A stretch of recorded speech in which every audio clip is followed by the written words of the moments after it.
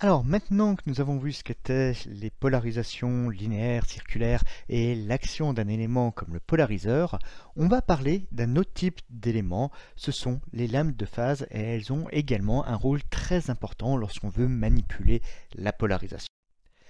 Alors, ces lames de phase, elles sont faites d'éléments biréfringents.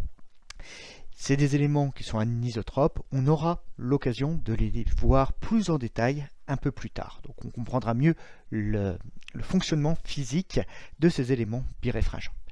Ici, les lames anisotropes qu'on utilise, elles sont bien orientées et la propriété que vont avoir ces éléments transparents, c'est qu'elles vont présenter deux directions de propagation privilégiées.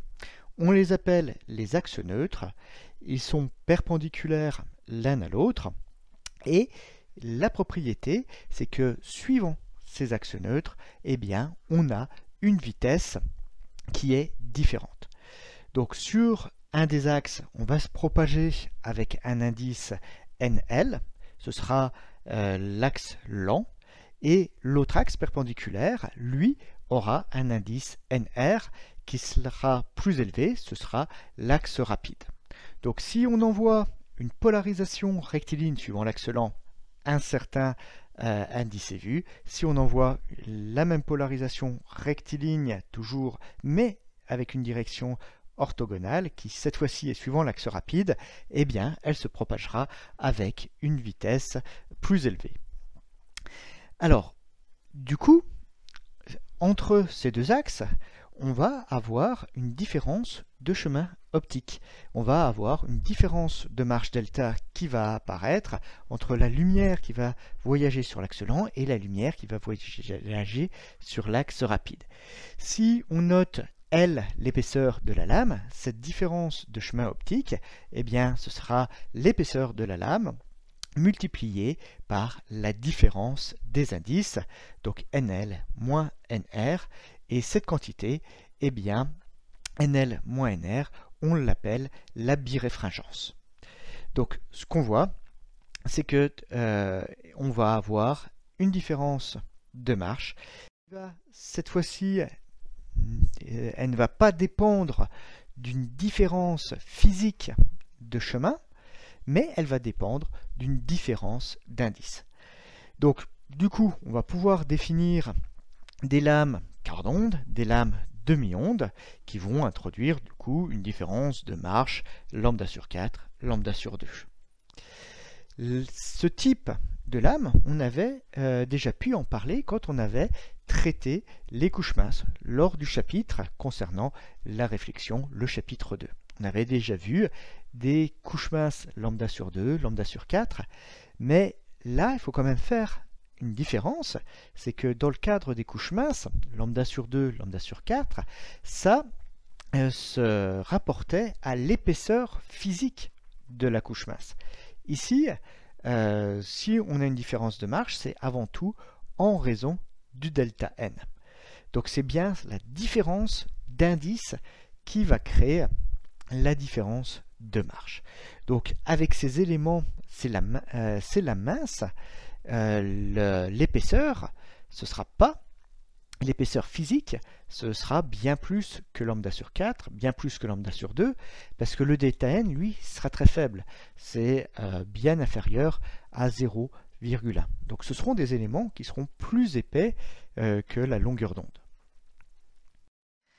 Alors, quelle va être l'action de ces lames minces? Eh bien, ces lames minces, et on va avoir un déphasage qui va être introduit entre les deux axes. Du coup, si on envoie une polarisation qui n'est pas parfaitement sur l'un de ces axes neutres, cette polarisation, elle va se propager, elle va se décomposer suivant les deux axes neutres, et la partie sur chacun des axes neutres va voyager à une vitesse différente. Donc on va avoir un déphasage qui va se créer entre les deux axes neutres. Et si on a un déphasage qui est créé, on change l'état de polarisation. Donc ici, sur cette animation, encore une fois, réalisée grâce à la petite application Emanime, on voit que la polarisation initiale qui est rectiligne, orientée à 45 degrés de l'horizontale. Quand elle va rentrer dans la lame de phase, ici on suppose que les axes rapides et les axes lents sont orientés suivant la verticale et l'horizontale. Notre vibration qui est à 45 degrés, elle va se décomposer sur la verticale, sur l'horizontale.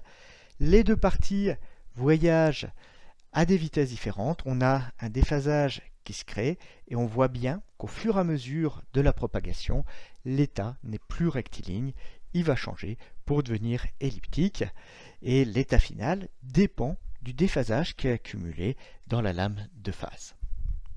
Donc du coup, si on envoie une polarisation rectiligne à l'entrée, en sortie, on aura a priori autre chose qu'une polarisation rectiligne et on a la même conclusion si on considère une vibration circulaire. Alors, comment ça se présente physiquement ces lames de phase? Voilà un exemple. Eh bien, c'est un morceau de verre, enfin d'un élément transparent, biréfringent.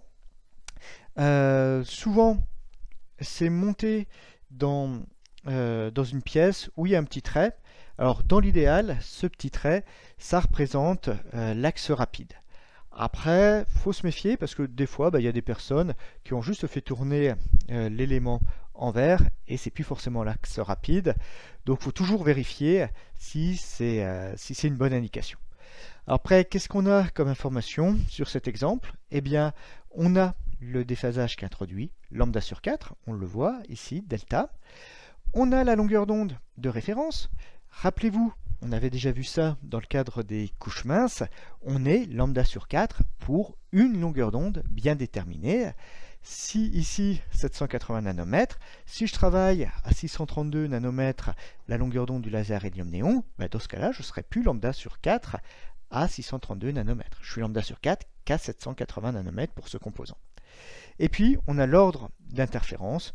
Ici, on est à l'ordre 0.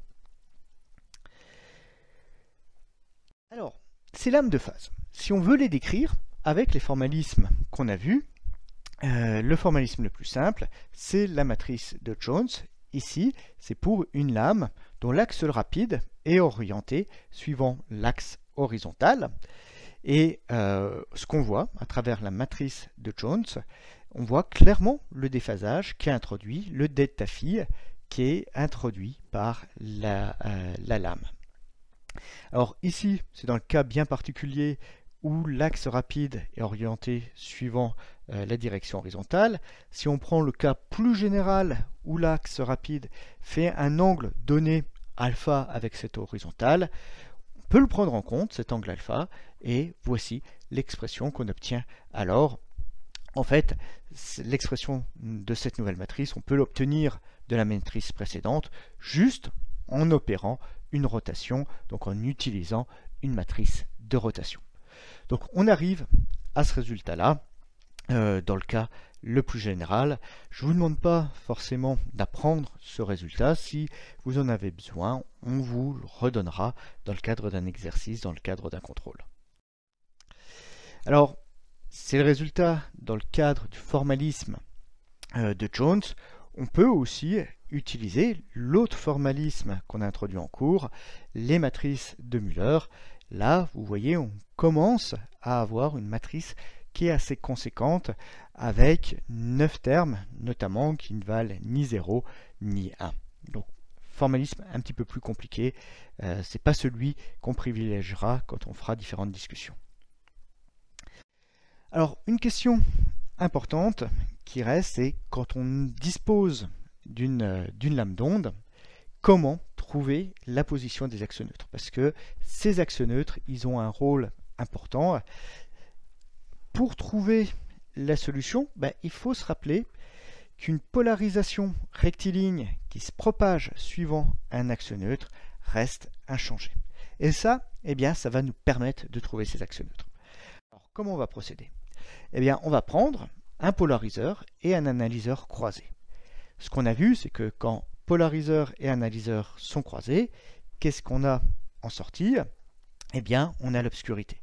Le premier polariseur fixe une direction de polarisation rectiligne, ici verticale, et le polariseur horizontal, lui, va couper cette polarisation verticale. Donc on a extinction en sortie, et ça, on est capable expérimentalement de trouver très précisément cette extinction parce que l'œil est un outil très favorable pour détecter les extinctions. Après, eh bien, on va insérer entre le polariseur et l'analyseur croisé, on va insérer la lame qu'on veut tester. Alors, a priori, on l'insère à une position donnée. Et ce qui se passe, c'est que notre polarisation initialement rectiligne verticale, suite à son passage dans cette lame de phase, elle va voir son état changer. Et du coup, l'analyseur qu'on a, il va plus éteindre complètement. On va derrière perdre l'extinction totale qu'on avait et on va plus avoir l'obscurité, on va avoir une teinte grise. Et ça, eh bien, pour retrouver l'extinction, qu'est-ce qu'on va faire? On va faire tourner la lame qu'on a insérée entre l'analyseur et le polariseur. On va la faire tourner jusqu'à retrouver l'extinction. Et une fois qu'on a retrouvé l'extinction, eh bien, on peut conclure qu'on est bien sur un des axes neutres. Alors, on ne peut pas forcément savoir si c'est l'axe rapide ou bien l'axe lent, mais on est sûr qu'on est bien orienté et que notre lame lambda sur quelque chose est bien orientée dans la direction de la polarisation incidente.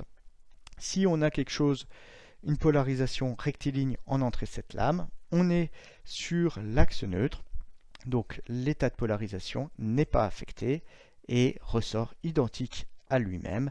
On retrouve bien l'extinction. Donc voilà vraiment la méthode expérimentale qu'on met en œuvre pour trouver les axes neutres d'une lame.